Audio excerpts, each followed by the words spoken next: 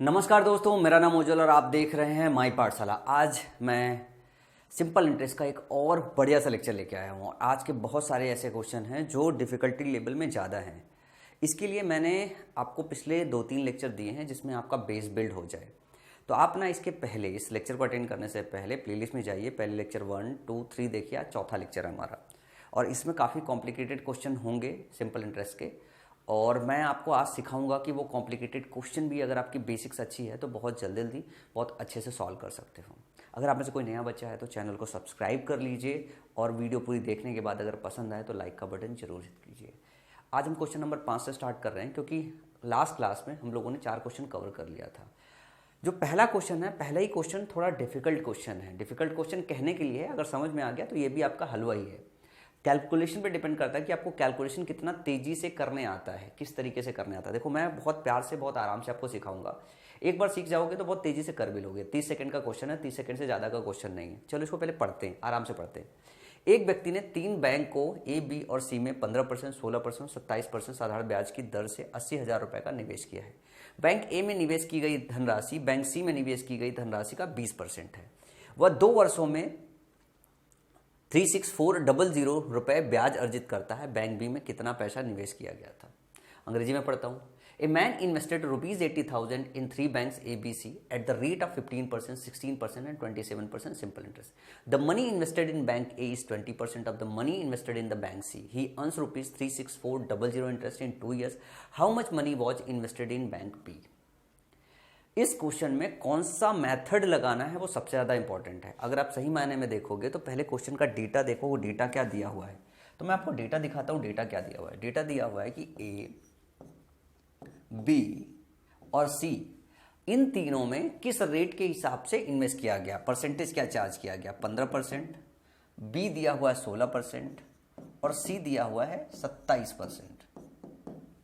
एक डेटा और दिया हुआ है कि जो ए में इन्वेस्टेड मनी है वो सी का 20% है। तो मैं ये कह सकता हूं कि अगर ए में 1 रुपया इन्वेस्ट किया गया है तो सी में कितना किया गया होगा? 5, तभी तो 20% होगा। 20% का मतलब ही 1/5 होता है।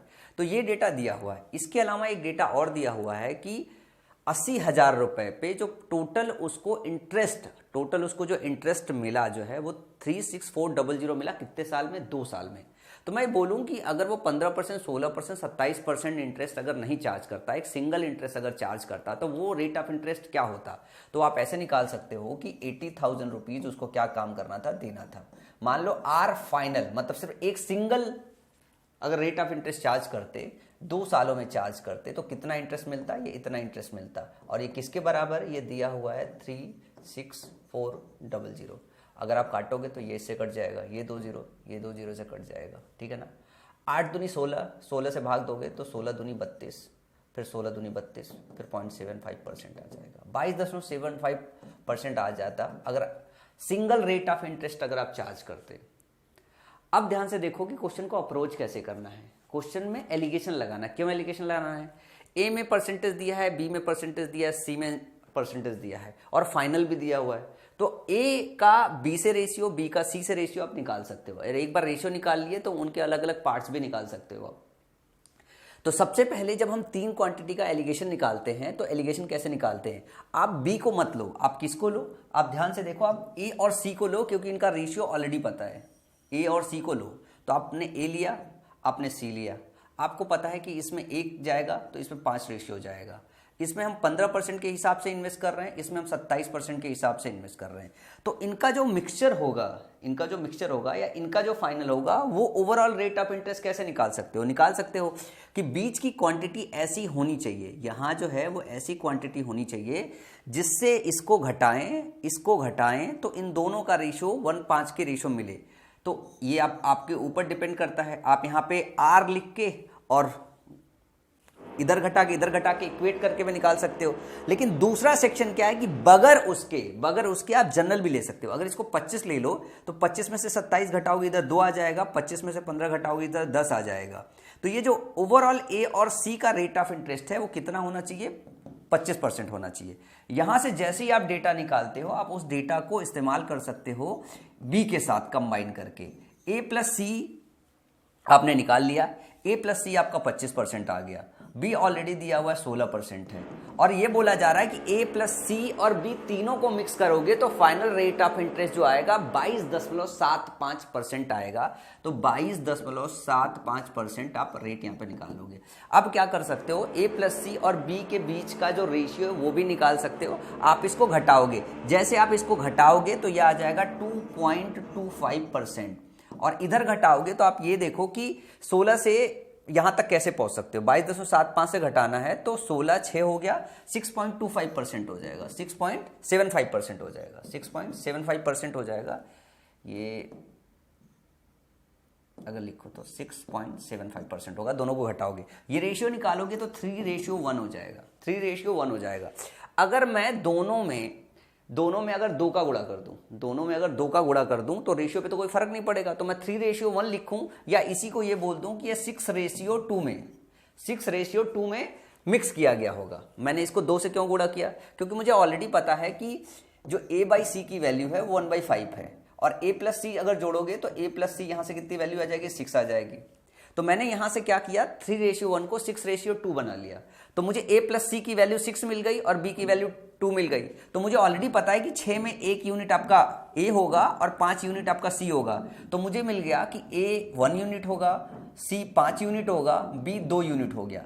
ये हो गया आपका a, ये हो गया c, ये हो गया b। या इसको ऐसे कर सकते हो कि a, b और c का रेशियो आपको चाहिए, तो ये रेशियो 1 हो गया, ये रेशियो 2 हो गया, ये रेशियो 5 हो गया।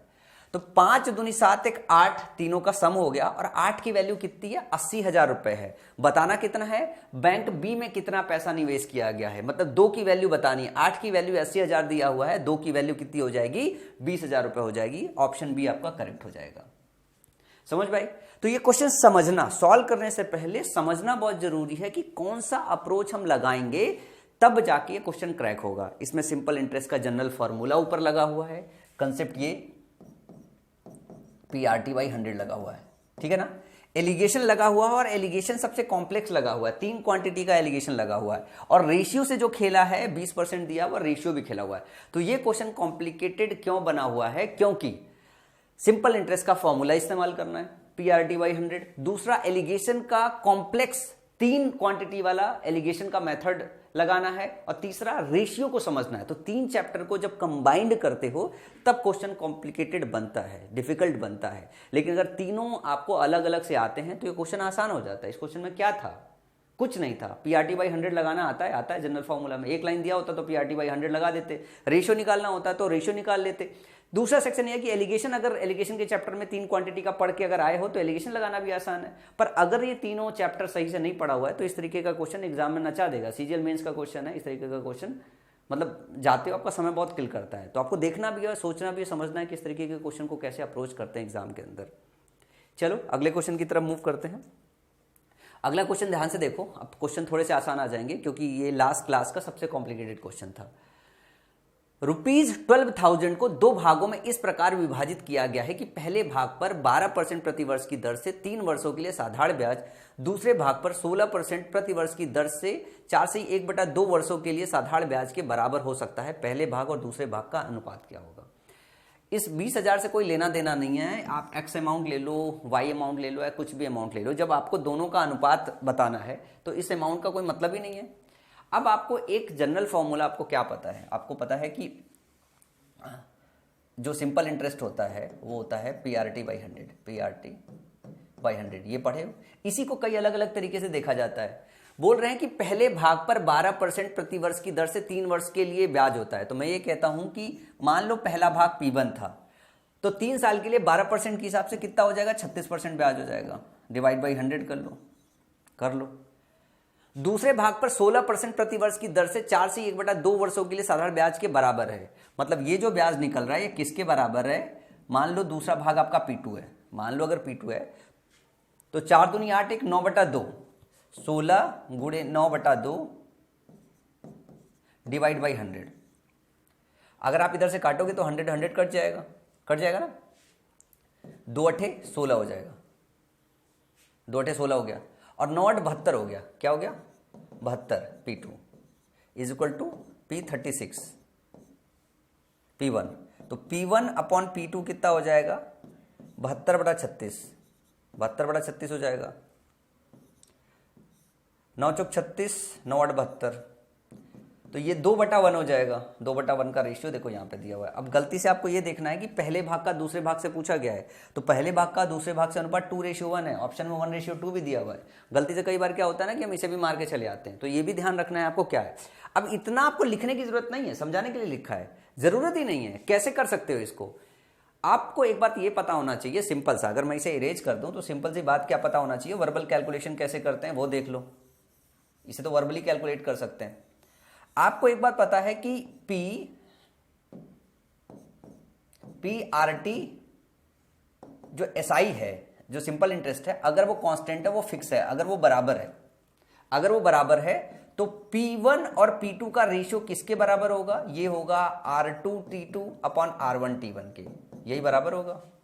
कैसे, P जो है RT के यूनिवर्सल प्रोपोर्शनल है, P RT के डायरेक्टली प्रोपोर्शनल नहीं है, यूनिवर्सली प्रोपोर्शनल है, यूनिवर्सल नहीं, यूनिवर्सली प्रोपोर्शनल है। तो P RT के, अगर इधर से P की वैल्यू निकालोगे तो SI अपॉन RT, इसका मतलब है P जो है यूनिवर्सली प्रोपोर्शनल है RT के, इसका मतलब P1 अपन P2 की वैल्यू क्या होगी, R2T2 अपन R1T1 के। तो आप डायरेक्टली कूड़ा कर सकते हो कि अगर P1 P2 का रेशियो निकालना है तो 16 गुणे 9/2, 16 गुणे 9/2, 2 से कट गया 8, 9 8 72, 72 का भाग देना है किससे, अगर लिखना भी चाहो तो सिर्फ इतना लिख सकते हो, 12 3 36, और ऐसे करोगे तो 36 दूनी 72, 2 1 का रेशियो हो गया, 2 1 का रेशियो हो गया। तो सिंगल इतना ही लिख के क्वेश्चन को टिक कर सकते हो, वो तो मैंने समझाने के लिए इतनी बातें रखी हैं। चलो एक क्वेश्चन और सामने देखता हूं, वर्बली कैलकुलेट करके दिखाओ। 36,000 रुपए की राशि को दो भागों ए और बी में इस प्रकार विभाजित किया गया कि ए और बी पर क्रमशः 2 वर्ष और 4 वर्ष के बाद 15% प्रति वर्ष की दर से साधारण ब्याज बराबर है। ए से प्राप्त कुल ब्याज क्या होगा। 36,000 रुपए की राशि को दो भागों ए और बी में इस प्रकार विभाजित किया गया कि ए और बी पर क्रमशः 2 वर्ष और 4 वर्ष के बाद 15% प्रति वर्ष की दर से साधारण ब्याज बराबर है। देखो एक तो SI बराबर है, तो अगर प्रिंसिपल का आपका वो निकालना है, P1 P2 का वो निकालना है, तो आपको पता है R2T2 अपन R1T1 होगा, लेकिन रेट 15% दोनों केस में है, इसका मतलब है T2 अपन T1 के बराबर होगा, T2 अपन T1 के केस में बराबर होगा। और बोल रहा है कि 2 वर्ष और 4 वर्ष, इसका मतलब 4 दूसरा है, 2 पहला है, मतलब 2 और 1 के रेशियो में है। ए से प्राप्त कुल ब्याज बताना है, तो आपको यह पता चल गया कि पहले में कितना निवेश, मतलब पहला पार्ट कितना होगा, दूसरा पार्ट कितना होगा, दोनों मिला के 3 होगा। 3 की वैल्यू कितनी है 36,000, तो 2 की वैल्यू कितनी होगी, पहले वाले का पूछा है, ध्यान से देखो, ए से प्राप्त, ए और बी है, तो पहला वाला ए हो गया, दूसरा वाला बी हो गया, तो पहले की वैल्यू 2 है, तो ये हो गया 24,000, 2 की वैल्यू 24,000, 3 की वैल्यू 36,000, तो 2 की वैल्यू 24,000। अब क्या पूछ रहा है, ए से प्राप्त कुल ब्याज बताइए। ब्याज कैसे निकालोगे, मूलधन आपको पता हो गया 24,000, कितना इन्वेस्ट किया, अब 2 साल के लिए इन्वेस्ट किया हुआ 15% के हिसाब से किया, मतलब उसको ब्याज कितना मिलेगा, 30% मिलेगा, 30/100, 2 0 से 2 0 काट लो और 2 0 हो गया, 3 चौक 12, 3 दूनी 6 7, 7200 रुपए। देखो कहीं पे ऑप्शन है, ऑप्शन ए सही है। तो कई सारी चीजें ऐसी हैं जो वर्बली कैलकुलेट कर सकते हो। चलो एक और क्वेश्चन देखते हैं और देखते हैं कि इसको कैसे हम लोग वर्बली करते हैं। एक व्यक्ति ने 3%, 5% और 8% प्रति वर्ष की दर से साधारण ब्याज की 3 अलग अलग योजनाओं में कुल 7900 रुपए की राशि का निवेश किया। एक साल के अंत में उन्हें तीनों स्कीमों में समान ब्याज मिला। 3% की दर से निवेश की गई धनराशि क्या होगी। अभी हम 2 क्वांटिटी का डिस्कशन कर रहे थे, अब हम 3 क्वांटिटी का डिस्कशन कर रहे हैं। जरा ध्यान से देखिए, a person invested A total sum of ₹7900 in 3 different schemes of simple interest eight 3%, 5%, 8% per annum at the end of 1 year. मतलब समय फिक्स है। अगर समय फिक्स है तो मैं ये बोलूं P1 ratio, P2 ratio, P3 क्या होगा, तो आप ये कह सकते हो कि यूनिवर्सली प्रोपोर्शनल है, तो आप यूं कह सकते हो 1/3, 1/5 और 1/8 के प्रोपोर्शनल होगा। या आप यूं कह सकते हो डायरेक्टली 3, 5 और 8 का आप एलसीएम ले लो, मन में ही ले सकते हो। 3, 5 और 8 का एलसीएम क्या होगा, 120, इसके सिवा तो कुछ होगा नहीं। 120 से जैसे ही आप गुणा कर दोगे इसमें, तो रेशियो आपका क्या बन जाएगा, रेशियो बन जाएगा 120 में 340 नहीं है 120, फिर अगर 5 से 120 को काटोगे तो 24 आ जाएगा, और फिर जब 8 से काटोगे तो 15 आ जाएगा ना। तो P1 ratio, P2 ratio, P3 जो है 40, 24 और 15 के जो है डिवीजन में है। अगर 40, 24, 15 जोड़ोगे तो 79 आ जाएगा। अगर इन सबको जोड़ोगे तो क्या हो जाएगा, 79 आ जाएगा। तो 79 की वैल्यू 7900 दी हुई है, एक की वैल्यू क्या हो जाएगी, 100 हो जाएगी। पूछा क्या गया, 3% की दर से निवेश की गई धनराशि बताइए। 3% की दर से पहली वाली निवेश की गई है, तो पहली वैल्यू 40 है, तो 40 की वैल्यू का मतलब हो गया 4,000 रुपये हो गया। 40 की वैल्यू निकालनी है, तो 40 की वैल्यू निकालोगे तो कितना आ जाएगा, 4,000 रुपये आ जाएगा। आ गया। कितना आसान सा क्वेश्चन था, लेकिन पकड़ स्ट्रांग होनी चाहिए, बेसिक्स पे बहुत अच्छी पकड़ होनी चाहिए। अगले क्वेश्चन की बात करें। एक व्यक्ति साधारण ब्याज पर 3%, 4% और 6% प्रति वर्ष की दर से 3 भाग में कुल 9,000 रुपीज का निवेश करता है। एक साल के अंत में उन्हें तीनों स्कीमों में समान ब्याज मिला।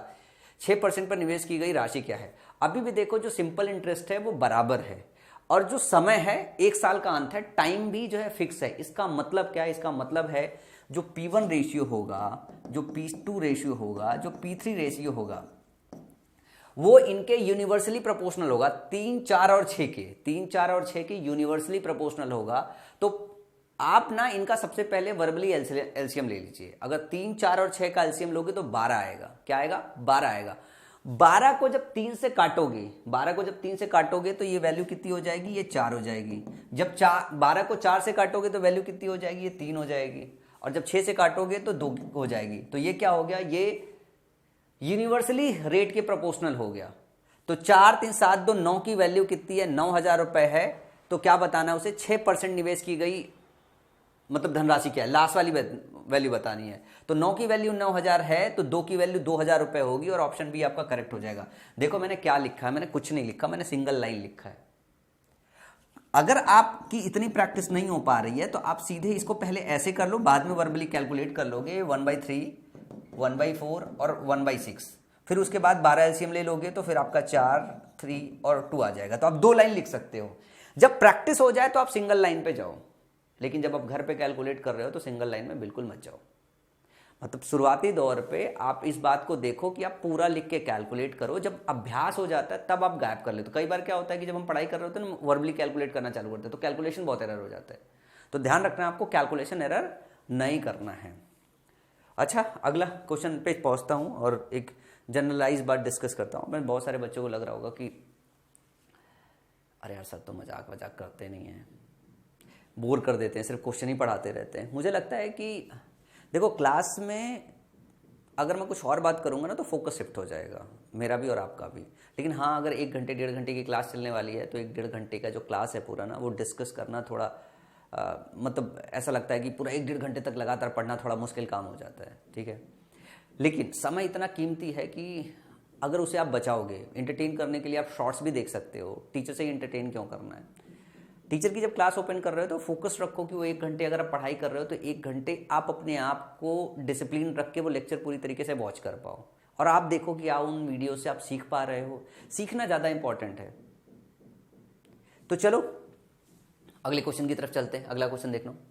5,000 रुपए की राशि को 2 भागों में इस प्रकार विभाजित किया जाता है कि पहले भाग पर 4/1/5 वर्ष के लिए 6/2/3% प्रति वर्ष की दर से साधारण ब्याज, दूसरे वर्ष में 2/3/4 वर्ष के दूसरे भाग पर 4% प्रति वर्ष की दर से साधारण ब्याज का 2 गुना है। दोनों भागों में क्या अंतर है, दोनों भागों में क्या अंतर है। अब ये क्वेश्चन भी बहुत आसान है, मतलब अगर अब तक यहाँ तक करते हुए चले आए हो तो बिल्कुल आसान है। तो पहले भाग का ब्याज निकाल लो, दूसरे भाग का ब्याज निकाल लो।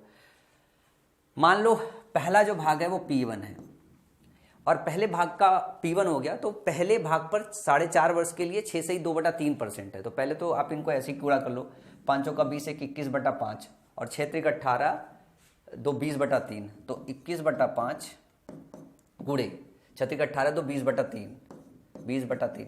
नीचे 100 नहीं लिख रहा हूं क्योंकि दोनों साइड जब बराबर करूंगा तो कट जाएगा। फिर इसके बाद मैंने दूसरा भाग P2 ले लिया। P2 को कितने साल के लिए दिया, 4 दूनी 8 3 11/4 सालों के लिए दिया। क्या रेट ऑफ इंटरेस्ट लगाया, 4% का रेट ऑफ इंटरेस्ट लगाया, यही लगाया ना। और ये बोल रहा है कि ये जो ब्याज मिला है और ये जो P2 पे ब्याज मिला हुआ है एक दूसरे का 2 गुना है। तो बोल रहा है कि प्रति वर्ष की दर से साधारण ब्याज 2/3/4 वर्ष के दूसरे भाग पर 4% प्रति वर्ष की दर से साधारण ब्याज का 2 गुना है। ये वाला जो सेक्शन है इसका 2 गुना है, तो इसको भी 2 गुना कर दो, दोनों बराबर हो जाएगा।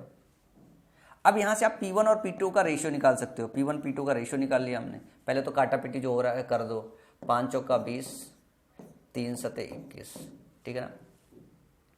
और 11/4 था तो ये 4 से कट गया, ये हो गया P2 इंटू 22, P2 इंटू 22, और ये 7 चौका 28 हो गया। कितना हो गया, ये इधर पे 28 था और इधर जाएगा तो 22/28 हो गया। और इसे काटोगे तो 11 बटे क्या हो जाएगा, 14 हो जाएगा। P1 upon P2 is equal to 11 बटे 14। कैलकुलेशन करने तो आता है, ऐसा तो कोई बच्चा नहीं है जिसको कैलकुलेशन करने ना आता हो। नहीं आता है तो बड़ी बुरी बात है, अब तक तो आपको सीख लेना चाहिए। 11 बटे 14 आ गया। अब 11 बटे 14 निकालिए P1 और P2 का रेशियो। हमें बताना क्या है कि दोनों भागों के बीच का डिफरेंस क्या है। 11-14 का सम करोगे तो इसकी दोनों की जो सम वैल्यू होगी वो कितनी आ जाएगी, 25 आ जाएगी। और 25 का मतलब टोटल पैसा इनिशियली P1 और P2 का सम तो 5000 के बराबर है, तो 25 की वैल्यू 5000 है, एक की वैल्यू 1000 है। पूछ रहा है दोनों में अंतर क्या है, दोनों में अंतर देख रहे हो 3 का अंतर है, तो 3 की वैल्यू कितनी हो जाएगी, 25 की वैल्यू 5000 हो गई तो 1 की वैल्यू 2 के बराबर हो जाएगी ना, 2000 की 200 के बराबर हो जाएगी। तो 3 की वैल्यू कितनी हो जाएगी, 600 के बराबर हो जाएगी। तो आपके ऑप्शन क्या करेक्ट हो जाएंगे, बी करेक्ट हो जाएंगे। और अगर आप देखोगे ना, जो अगला क्वेश्चन है हमारा, अगला क्वेश्चन यही है। अगले क्वेश्चन में सिर्फ ये पूछा था कि पहले भाग का दूसरे भाग के साथ क्या अनुपात है। पूछा है दूसरे भाग का पहले भाग के साथ क्या अनुपात है। अगर मैं यहाँ पे आऊँ तो हमने यही अनुपाती तो निकाला हुआ है। दूसरे भाग का पहले भाग के साथ क्या अनुपात है, दूसरा 14 है, पहले 11 है। क्वेश्चन एकदम सेम है, तो आपको यहाँ पे ऑप्शन टिक करना है 11-14 या 14-11। देखो 14-11 ऑप्शन है नीचे, दूसरे भाग का पहले भाग से अनुपात निकालना है। सेम सिमिलर क्वेश्चन है, दो अलग अलग तरीके से एग्जामिनर पूछ सकता है कि ये अनुपात क्या होगा दोनों भागों का। P1 और P2 का 11-14 है, P2 P1 का रेशियो होगा 14-11 का हो गया। और दोनों के बीच का डिफरेंस पूछ सकता है, मतलब अलग अलग 11 की वैल्यू पूछ सकता है, 14 की अलग अलग वैल्यू पूछ सकता है, कुछ भी पूछ सकता है। इस क्वेश्चन में उन्होंने क्या पूछा, उन्होंने दोनों का डिफरेंस पूछा है। अगले क्वेश्चन में उन्होंने पूछ दिया है कि दूसरे वाले का पहले वाले के साथ अनुपात क्या है। 14 की वैल्यू पूछ सकती है, 11 की वैल्यू पूछ सकती है कि पहले वाला भाग कितना था, दूसरा वाला भाग कितना था। तो कई सारी चीजें पूछी जा सकती है इस क्वेश्चन में, इस तरीके के क्वेश्चन में। और अगले क्वेश्चन की बात करूं हमारा, तो अगला क्वेश्चन क्या है, 7930 की राशि को 3 भागों में विभाजित किया जाता है और क्रमशः 2, 3 और 4 वर्षों के लिए ए, बी और सी को 5% साधारण ब्याज पर दिया जाता है।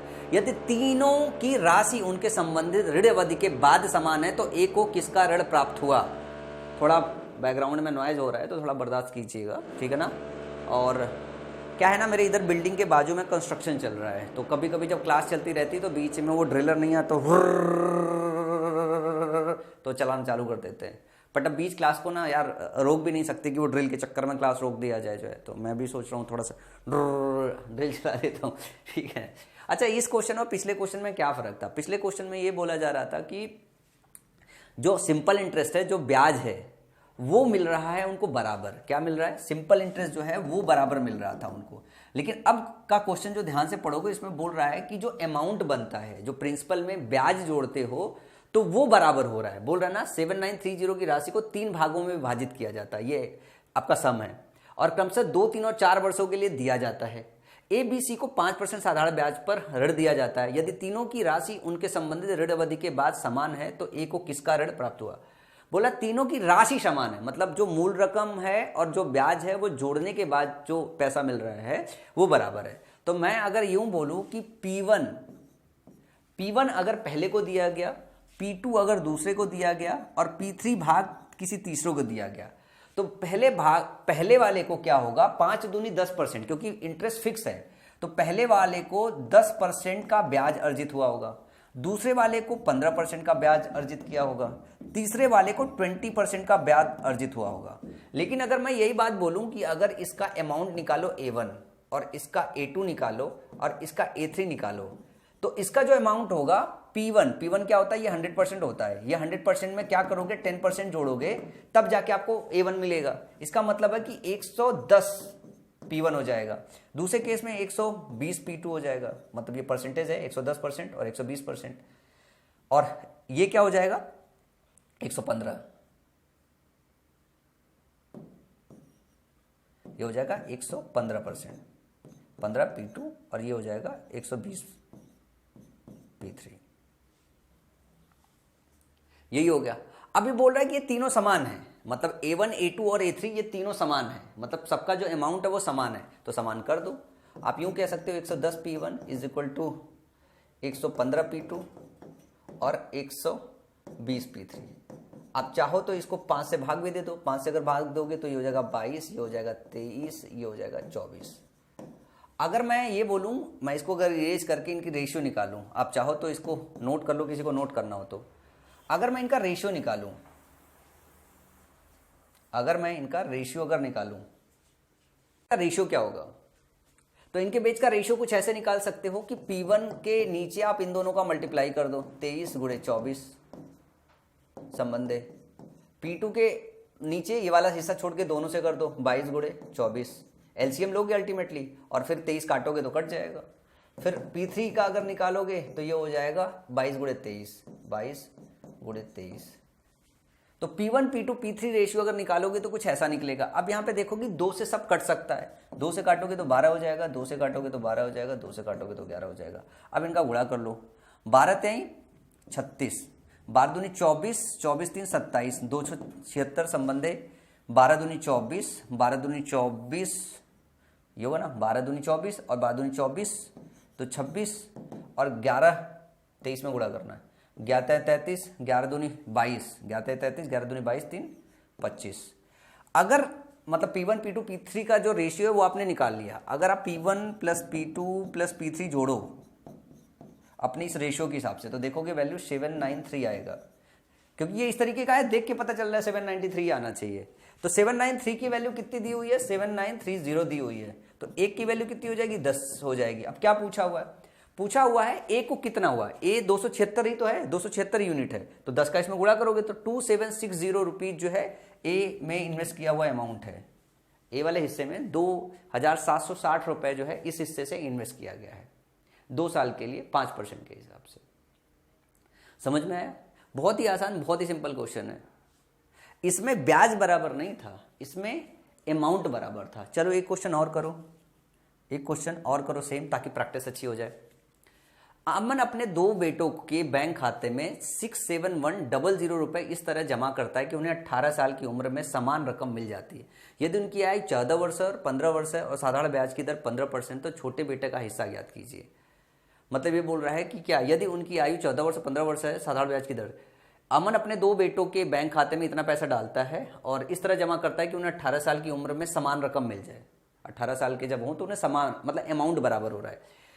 तो अगर मैं बोलूं 14 साल वाले बंदे को 4 साल के लिए ब्याज मिलेगा, 15 साल वाले बंदे को जो है कितने साल के लिए? 3 साल के लिए ब्याज मिलेगा, लेकिन रेट परसेंट 15% है। तो एक को कितना इंटरेस्ट मिलेगा ओवरऑल? 15 चौका 60%। भाई 14 साल वाले को 4 साल तक के लिए ब्याज मिलेगा और 15% के हिसाब से मिलेगा, तो मतलब 60% ब्याज मिलेगा उसके रकम पे। दूसरे वाले को 15% मिलेगा और 3 साल के लिए मिलेगा, इसका मतलब है 45% मिलेगा। दूसरे वाले को कितना मिलेगा? 45% मिलेगा। मान लो इसमें P1 अमाउंट इन्वेस्टेड था और इसमें P2 अमाउंट इन्वेस्टेड था, तो फाइनली उसको P1 का 160% मिलेगा, यही मिलेगा ना, और P2 का जो है इसको 145% मिलेगा। जो भी ये होगा 100% तो वो मिलेगा, 45% जुड़ के मिलेगा, ये मिलेगा। बोल रहे ये दोनों अमाउंट बराबर है, तो आप P1 और P2 का रेशियो यहां से निकाल सकते हो। P1 P2 का रेशियो निकालोगे तो 145/160 आ जाएगा। 5 से काट लो, 5 से जैसे काटोगे 5 दूनी 10 और 5 9 45 और 5 तेई 15, 5 1 5, 29 31 का रेशियो आ जाएगा। सॉरी 5 तेई 15, 5 दूनी 10, 29 और 32 का रेशियो आ जाएगा। इसे इरेज कर लो थोड़ा सा, और 32 का रेशियो आ जाएगा। अगर मैं ये बोलूं P1 P2 का रेशियो मिल गया और P1 प्लस P2 ऑलरेडी आपको पता है कि टोटल अमाउंट तो 6000 मतलब 67100 है, 67,100 रुपए है, तो इन दोनों को जोड़ लो। इन दोनों को जैसे जोड़ोगे ये वैल्यू कितनी आ जाएगी? 61 आ जाएगी। और 61 की वैल्यू कितनी दी हुई है? 67100। अब क्या आपको देख के पता चल रहा है कि 61 का 1100 हो गया, तो एक की वैल्यू कितनी आ गई? एक की वैल्यू 1100 आ गई, एक की वैल्यू 1100 आ गई, और एक की वैल्यू 1100 आ गई। तो पूछा है छोटे बेटा, छोटा बेटा कौन सा होगा? 14 साल वाला होगा। 14 साल वाला बेटा होगा, मतलब जिसको 60% मिल रहा है, मतलब P1 वाला बंदा होगा, P1 वाला बंदा होगा, पहला वाला बंदा होगा। तो उसकी जो P1 वैल्यू है 29 है, तो पहले वाले बंदे के लिए अगर निकालना है तो 29 से गुणा कर दो कि कितना अमाउंट उसके लिए इन्वेस्ट किया गया था। 11 9 99, 11 दूनी 22 और 22 9 31, तो 31,900 रुपये आपका फाइनली आ जाएगा और ऑप्शन ए करेक्ट हो जाएगा। बहुत प्यारे प्यारे से क्वेश्चन हैं, इसमें ज़्यादा दम नहीं है, पर समझना बहुत जरूरी है कि आप एग्जाम में समय कैसे बचाओगे। रेशियो का गेम है सारा, तो रेशियो परसेंटेज जैसे चैप्टर बहुत अच्छे से तैयार होने चाहिए आपके। अगला क्वेश्चन है, राम ने एक कंपनी में 4 वर्ष के लिए 12% वार्षिक साधारण ब्याज पर एक निश्चित राशि जमा की और 15% वार्षिक साधारण ब्याज पर 5 वर्षों के लिए बैंक में सावधि में जमा समान राशि जमा की। यदि दो स्रोतों से ब्याज में अंतर 1350 है तो प्रत्येक स्थिति में जमा की गई राशि क्या है। ध्यान से देखो, राम ने एक कंपनी में 4 वर्ष के लिए 12% वार्षिक साधारण ब्याज पर एक निश्चित राशि जमा की और 15% वार्षिक साधारण ब्याज पर 5 वर्षों के लिए बैंक में सावधि जमा में समान राशि जमा की। समान राशि जमा की दोनों में। आप यहाँ पे देखो प्रिंसिपल क्या है आपका, फिक्स है। प्रिंसिपल अगर फिक्स है तो आप ना सिंपल इंटरेस्ट का रेशियो निकाल सकते हो। राम ने कंपनी में 4 वर्ष के लिए 12% जमा की, तो जिसमें 4 वर्ष के लिए 12% जमा की तो 36% उसे मिला होगा, पहले वाले में मिला होगा ना। और 15% वार्षिक साधारण ब्याज पर 5 वर्ष के लिए जमा की तो 15% कितना हो गया, 75% हो गया। दूसरे में 75% का उसे ब्याज मिला होगा। 12%, 12 चौक 48 है, 36 नहीं 48, 12 चौक 48, 12 गुणे 4, 12 चौक 48% है। दूसरे में 75% उसे इंटरेस्ट मिला होगा। प्रिंसिपल आपका सेम है। तो बोल रहा है क्या कि दोनों स्रोतों से ब्याज में जो अंतर है 1350 है, तो दोनों स्रोतों का ब्याज का अंतर कितना हो जाएगा, ये 75 है या 48 है, तो 25 2 27%। इनका जो ब्याज का अंतर है 27% का ही तो अंतर है, और 27% की जो वैल्यू दी है वो क्या दी हुई है, 1350 दी हुई है। तो 1% की वैल्यू कितनी हो जाएगी, 27 से काटोगे 5 से, 5 7 35, 5 9 10 3 13, तो ये कितना हो जाएगा 50। 1% की वैल्यू कितनी हो जाएगी 50। तो अगर 100% निकालना हो, क्योंकि 100% ही तो आपका मूल रकम होता है, तो ये कितना हो जाएगा 5000 रुपये हो जाएगा। तो कितना आसान सा क्वेश्चन था, option number D, option number D. तो कई बार इनको रेशियो में कन्वर्ट करने की जरूरत नहीं, डायरेक्टली परसेंटेज से ही निकल जा रहा है। चलो एक क्वेश्चन इस पे छोटे से क्वेश्चन में प्रैक्टिस कर लो। इस क्वेश्चन को जरा ध्यान से देखो। 25600 की राशि को आंशिक रूप से 7% प्रति वर्ष की दर से साधारण ब्याज पर निवेश किया जाता है और शेष राशि को 9% प्रति वर्ष की दर से निवेश किया जाता है। तो 3 साल के अंत में कुल ब्याज 5832 रुपए है। 9% प्रति वर्ष की दर से कितनी धनराशि निवेश की गई थी। ये क्वेश्चन बहुत क्लासिक क्वेश्चन है। इस क्वेश्चन को आप बहुत कम समय में भी सॉल्व कर सकते हो और इसको ज़्यादा समय लगा के भी सही सॉल्व कर सकते हो। तो हमें तो वो देखना है ना कि हम कम से कम समय में कैसे क्वेश्चन को सॉल्व करें। कम से कम समय में सॉल्व करने के लिए अप्रोच समझनी है। अब इस क्वेश्चन को समझो। जैसे मैं बोलूँ कि 25600 मतलब 25,600 रुपये को आपने एक 7% पे इन्वेस्ट किया, इसका एक हिस्सा, और दूसरा हिस्सा 9% पे इन्वेस्ट किया। मैं इस 9% को अगर कुछ ऐसे लिख दूँ कि 7% प्लस 2%, 7% प्लस 2%, तो क्या ये लिखना सही होगा ना, सही होगा। हमने क्या काम किया है, ये दोनों जो सेक्शन है वो 3 सालों के लिए इन्वेस्ट किया है। क्या किया है, तो 3 सालों के लिए इन्वेस्ट किया है और बोल रहा है कि हमें ब्याज जो मिला है 5832 रुपए टोटल पे ब्याज मिला है। अब मैं इस क्वेश्चन को कैसे सॉल्व करता हूं, मैं ये मान लेता हूं कि ये जो दूसरा वाला सेक्शन है ये 2% इंटरेस्ट मान लो अगर हम नहीं लगाते, इस हिस्से पे भी 7% चार्ज करते, इस हिस्से पे 7% चार्ज करते, इसका मतलब हम ओवरऑल पे 7% चार्ज कर रहे हैं। तो चार्ज कर दो। मान लो 3 साल के लिए ही इन्वेस्टमेंट हो रहा है और हम अगले वाले पे 2% चार्ज नहीं करते, हम 7% ही चार्ज करते, तो हमें कितना इंटरेस्ट जो है मिलता, हम यहां से निकालते हैं। 2 जीरो हमने काट दिया। अगर हम ओवरऑल 7% दोनों में मान के अगर निकाल लेते हैं तो 7 छंग 42, 7 पना 35 3 39 और 7 दूनी 14 और 14 3 17। फिर 3 से गुणा करोगे, 3 दूना 6, 3 नवा 27 और 3 का गुणा करोगे 7 में, 3 सत्ते 21 और 21 2 23, 3 एक कम 3 2 5, 5376 रुपए हो जाएगा। अगर मैं इसी चीज को क्या काम करूं, मैं ध्यान से देखूं कि अगर मैं 9% इस पे चार्ज कर रहा हूं, 9% दूसरे वाले हिस्से पे चार्ज कर रहा हूं, तो हमें ब्याज मिल रहा है 5832 रुपए। लेकिन अगर हम ओवरऑल 7% चार्ज कर रहे हैं तो हमें ब्याज कितना मिल रहा है 5376। अगर मैं इस 5376 रुपए को इसमें से घटा दूं तो बचा हुआ हिस्सा कितना हो जाएगा, 6 हो गया, 12 में से 7 गया 5 मिलेगा और 7 में से 3 गया 400।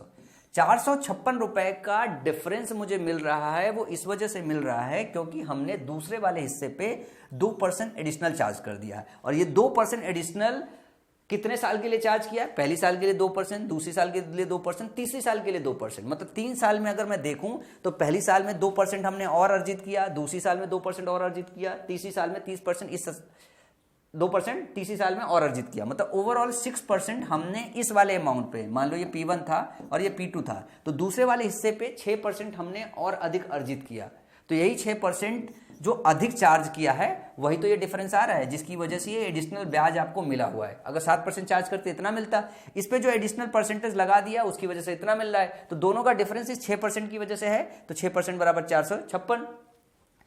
तो यहां से 100% की वैल्यू निकाल दो। 100% की जैसे वैल्यू निकालोगे इसको 6 से काटना है, 6 7 42 और 6 6 36, 7600, 7600। देखो किसी ऑप्शन में, ऑप्शन बी में दिया हुआ है, यही तो निकालना है। बोल रहा है कि जो दूसरा वाला हिस्सा है इसमें कितना रकम इन्वेस्ट किया है, इसका 6%, इसका 2% की वजह से जो 3 साल तक के लिए इंटरेस्ट चार्ज कर रहे हो उस वजह से 456 रुपए अधिक मिल रहा है। तो इसका 100% कितना होगा, इसका 6% अगर इसके बराबर तो 100% 7600 के बराबर होगा, और ऑप्शन आपका बी क्या हो जाएगा, करेक्ट हो जाएगा। बहुत क्लासिक क्वेश्चन है यार, सीजीएल प्री में भी कई बार आता है, प्री में आता है डिफिकल्ट क्वेश्चन होता है, मेंस में आता है तो मॉडरेट लेवल का क्वेश्चन इसे कहा जाता है।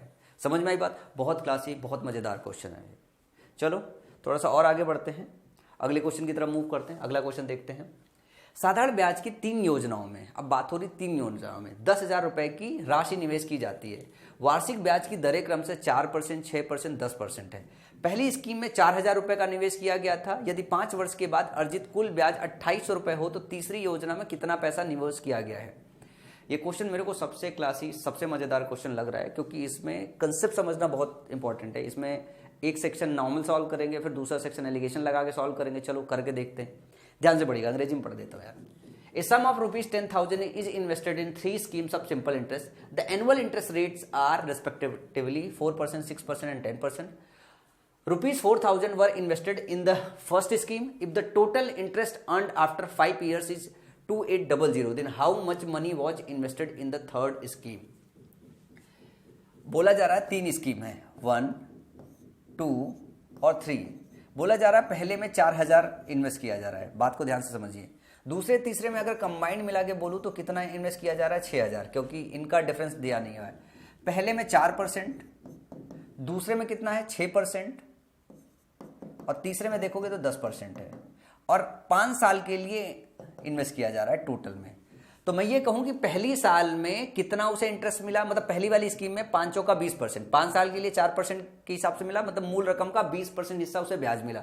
तो इसका अगर 20% आप निकालोगे तो 4 दूनी 800 रुपये आ जाएगा, 800 रुपये आ जाएगा। मतलब पहली वाली स्कीम में उसने 800 रुपये ब्याज कमाया है।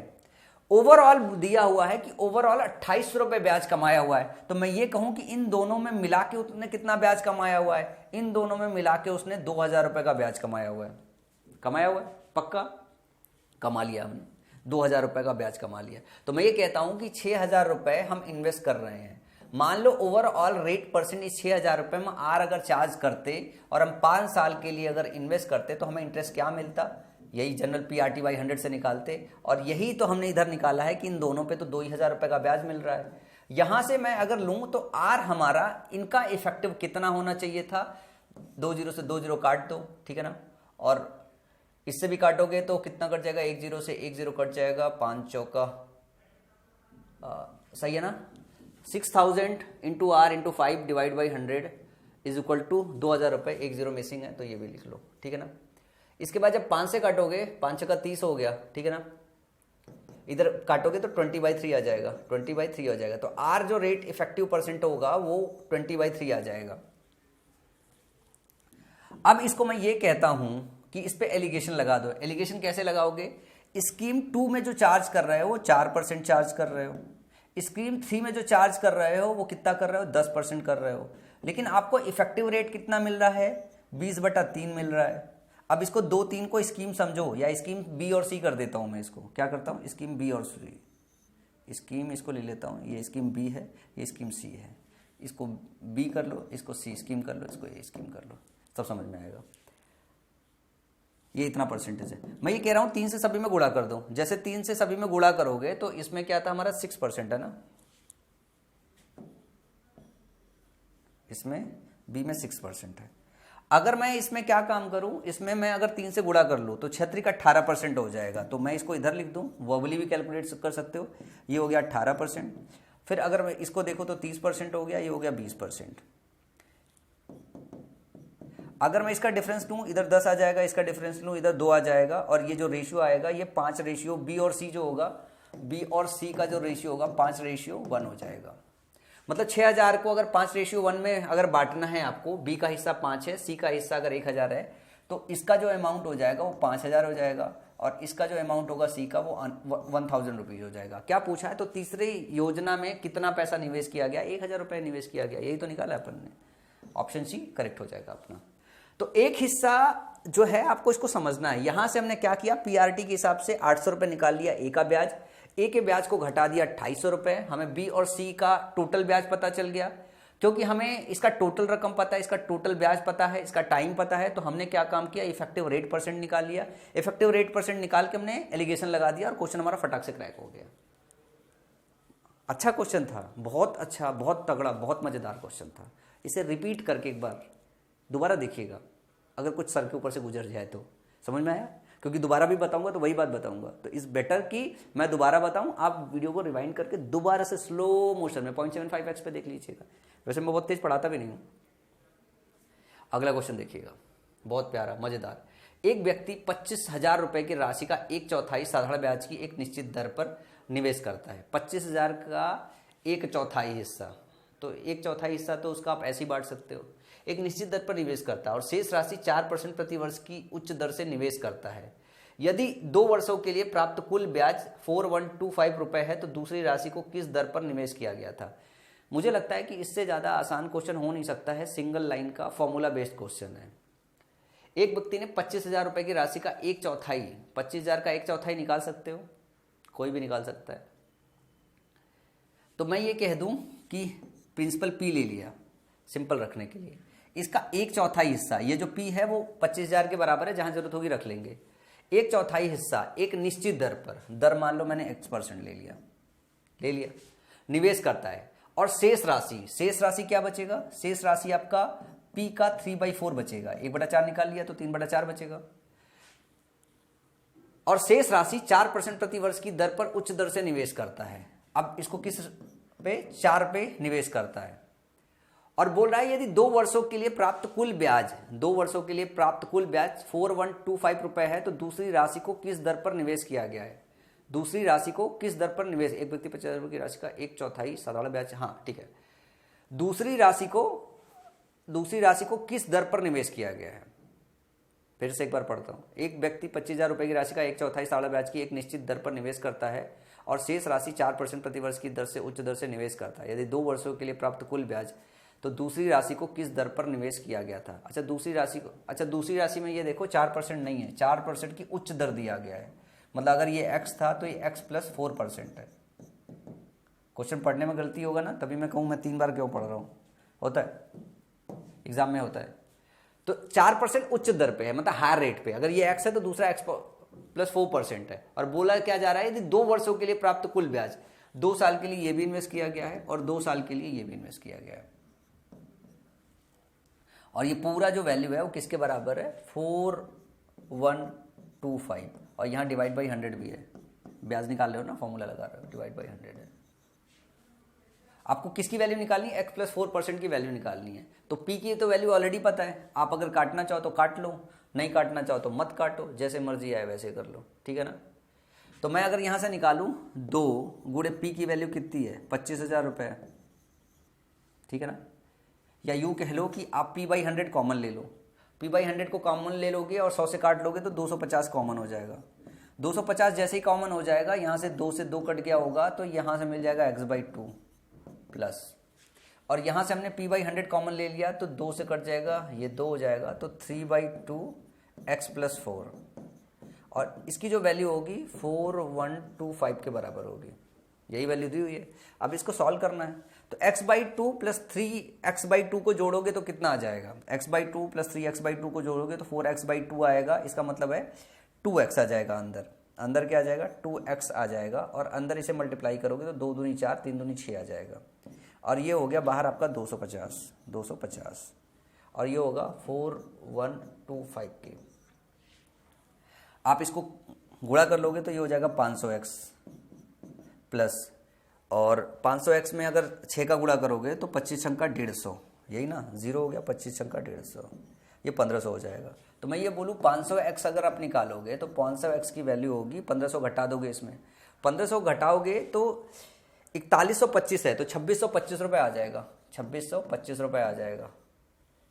अगर इसको मैं x की वैल्यू देखूं तो 26.25/5 आ जाएगा, या इसको भाग देखूं तो 5 × 25 हो जाएगा, फिर एक बचेगा, 5 दूनी 10 होगा, 5 पे 5.25% हो जाएगा x की वैल्यू। पर पूछा क्या हुआ है कि हायर रेट जो है दूसरी वाली दर ज्ञात करो। दूसरी वाली दर का मतलब है इसमें 4% और जोड़ना पड़ेगा, तो 5.25 में 4 और जोड़ोगे तो 9.25% आ जाएगा, जो कि ऑप्शन बी होगा, वो आपका करेक्ट हो जाएगा। बहुत साधारण सा क्वेश्चन था, ज़्यादा डिफिकल्ट क्वेश्चन नहीं, बहुत ही हल्का, बहुत ही साधारण क्वेश्चन था, ठीक है ना। बस एक लाइन का फॉर्मूला लिखना था, बाकी आपको सिर्फ और सिर्फ सॉल्व करना था। ये कैलकुलेशन करने में, समझाने में टाइम लगा है, बाकी और कुछ नहीं है इसमें। इसका अगला क्वेश्चन है, कुछ क्वेश्चन ऐसे होते हैं जिसमें कैलकुलेशन लगता ही लगता है, एग्जाम में जाते हो उसको और शॉर्ट करने का तरीका नहीं होता है, उसको में आपको कैलकुलेशन का टाइम देना पड़ता है। चलो ये वाला क्वेश्चन देख लो। एक व्यक्ति अपनी धनराशि का 40%, 15%, 40%, 15% प्रतिवर्ष, शेष राशि का 50%, 10% प्रतिवर्ष और शेष 18% प्रतिवर्ष ब्याज दर पर उधार देता है। यदि पूरी राशि पर ब्याज की गणना की जाती है तो ब्याज की वार्षिक दर क्या होगी। देखो क्वेश्चन बहुत साधारण है, बस समझने की बात है। अगर मैं बोलूं कि कोई भी प्रिंसिपल आपका पी था, तो बोल रहा है कि इसका 40%, 40% का मतलब क्या होता है, 40% का मतलब हो गया 2/5, इसका 2/5। या मैं इसको ये कह लूं, इसको ऐसे ले लूं कि कोई धनराशि मान लो मैंने ले लिया 10 है, 10 यूनिट धनराशि है, तो पहला जो दिया गया है 40% मतलब 4 दिया गया है, तो 4 × 15, 4 × 15।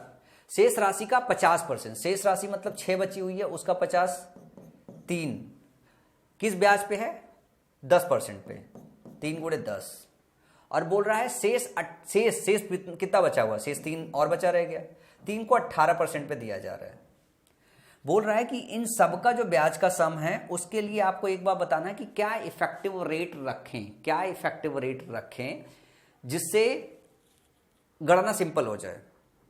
मतलब इनका इफेक्टिव रेट परसेंट क्या होगा, यही पूछा है। तो इसके 4 हिस्से को 15% पे, 3 हिस्से को 10% पे और 3 हिस्से को 18% पे दिया जा रहा है। यदि पूरी राशि पर ब्याज की गणना की जाती है तो ब्याज की वार्षिक दर क्या होगी। एनुअल मतलब सब 1 साल के लिए किया जा रहा है, ये भी 1 साल के लिए किया जा रहा है और जो दूसरा है वो भी 1 साल के लिए किया जा रहा है। तो मैं बोलूं कि टोटल प्रिंसिपल आपका कितना था 10, और मान लो x कोई रेट परसेंट हो और टाइम पीरियड 1 दोनों साइड से अगर गुणा कर दे तो क्या ही फर्क पड़ता है, बात तो एक ही है, बात तो एक ही है ना। अब अगर आप इसे निकालोगे तो 15 चौका कितना हो जाएगा 60, 3 दहा में 30 और 18 तिहाई 54, ये हो गया आपकी 10x की वैल्यू। आप इसे जोड़ दो तो 6 3 9, 9 5 14, तो 144 आ गया। 144/10 करोगे तो यही आपका x परसेंटेज हो जाएगा। इसका मतलब क्या हो गया कि 14.4% इफेक्टिव रेट परसेंट होना चाहिए था, 14.4% इफेक्टिव रेट परसेंट होना चाहिए था। बहुत नॉर्मल सा क्वेश्चन था, फिर से समझाता हूँ। मान लिया हमने प्रिंसिपल, मैंने 10 इसलिए माना क्योंकि ये जो हिस्सा डिवाइड करना है ना वो मेरे लिए आसान हो गया, और ये मुझे ऑलरेडी पता है क्योंकि मेरी प्रैक्टिस बहुत ज़्यादा है कि पहले ने 40% बोला तो हमने 10 मान लिया, 10 का 40 निकाल लिया, बचा हुआ 60 बचा रह गया, या 10 के बाद 4 निकाल लिया तो 6 बचा रह गया, तो 6 का 50% जो है आपका 3 हो जाएगा और दूसरा 50% 3 हो गया। तो एक कंपोनेंट 4 हो गया, दूसरा कंपोनेंट 3 हो गया, तीसरा कंपोनेंट 3 हो गया। तो मैंने क्या काम किया, मैंने निकाल लिया कि पहले में कितना इंटरेस्ट मिला, दूसरे में कितना इंटरेस्ट मिला और तीसरे में कितना इंटरेस्ट मिला। यहाँ पे मैंने क्या है डिवाइड बाई 100 हटा दिया, क्योंकि जब इक्वेट करूंगा तो इधर भी आएगा इधर भी आएगा, कैलकुलेशन में मैंने लिया नहीं। फिर मैंने बोला कि मूल रकम अगर 10 थी और अगर मैं कोई x% का ब्याज चार्ज करता तो इन तीनों के ब्याज के बराबर आना चाहिए, तभी तो इफेक्टिव रेट परसेंट आएगा। और समय इसके लिए भी 1 साल लेना है, इसके लिए भी 1 साल लेना है, तो वार्षिक दर हमारी निकल के आ जाएगी। इक्वेशन इक्वेट करके x की जो वैल्यू है 14.4% आ जाएगी। बहुत सिंपल सा, बहुत साधारण सा सवाल था। चलो एक और क्वेश्चन देखते हैं। यदि एक व्यक्ति अपनी पूंजी के 1/4 हिस्से पर 3% ब्याज प्राप्त करता है, 2/3 पर 5% और शेष 11% पर, तो उसे कुल मिलाकर प्राप्त प्रतिशत क्या है। मतलब सेम वही क्वेश्चन है, बस कैलकुलेशन अलग करना है। 1/4 हिस्सा अगर मैं बोलूं तो एक पार्ट 1/4 है, दूसरे पार्ट की अगर डिस्कशन करूं तो बोल रहा है 2/3 हिस्सा है। बोल ही दे रहा है कि शुरू का ही 2/3, बचे हुए का 2/3 नहीं है। ध्यान देना होता है कि शुरू का 2/3 या बचे हुए का 2/3 है। क्वेश्चन ध्यान से पढ़ोगे तो 2/3 पूरे का है। अब बोल रहा है कि इसका बचा हुआ, इसका बचा कितना होगा 1 - 1/4 - 2/3, ये दोनों हिस्सा अगर घटाओगे तभी तो आएगा। अगर आप लोगे तो 12 एलसीएम ले सकते हो, 12 एलसीएम लोगे तो ये हो गया 12 - 4 3 12 और 3 चौका 12 और 4 दूनी 8, तो 8 3 11, कितना हो जाएगा बचा हुआ हिस्सा 1/12 हो जाएगा। तो आपको मिल गया कि 3 हिस्से हो गए, एक 1/4 हो गया, एक 2/3 हो गया, एक कितना हो गया 1/12 हो गया। या अगर आप इसी को टोटल यूनिट अगर 12 मान लो, टोटल यूनिट अगर 12 मान लो, तो इसका मतलब हो गया पहला 3 हो गया, और जो दूसरा हिस्सा हुआ, दूसरा कितना हुआ 3 चौका 12 और 2 चौका 8, 8 3 11, और तीसरा वाला जो हिस्सा होगा वो 1 हो जाएगा। तो 3 8 और 1 के रेशियो में उसने अपने हिस्से को बांट लिया, और पहले हिस्से पर 3% ब्याज प्राप्त किया। तो 3 गुणे 3, कैलकुलेशन देखो आसान बनाने के तरीके हैं। 2 तिहाई पर 5%, 8, 2 तिहाई पर 5, 8 पंचे 40, फिर लास्ट वाला जो बचा हुआ है 1, इस पर कितना 11% चार्ज किया है, इस पे 11% चार्ज किया है।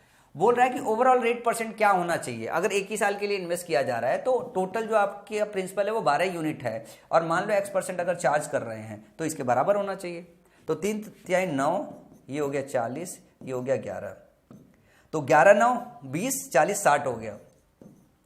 60 की वैल्यू 12x के बराबर है, 60 की वैल्यू 12x के बराबर है, और x की वैल्यू कितना हुआ 12 पंचे 60, तो x जो हो जाएगा वो 5% हो जाएगा। कि जो इफेक्टिव रेट परसेंट होना चाहिए, अगर सिंगल अमाउंट हम एक सिंगल रेट परसेंट पे अगर एक साल के लिए दे तो 5% का हमें इंटरेस्ट मिलेगा। यही तो निकालना था, और बहुत आसान, बहुत सिंपल सा क्वेश्चन था, बहुत आसान, बहुत सिंपल सा क्वेश्चन था। लास्ट दोनों क्वेश्चन बिल्कुल सिमिलर थे।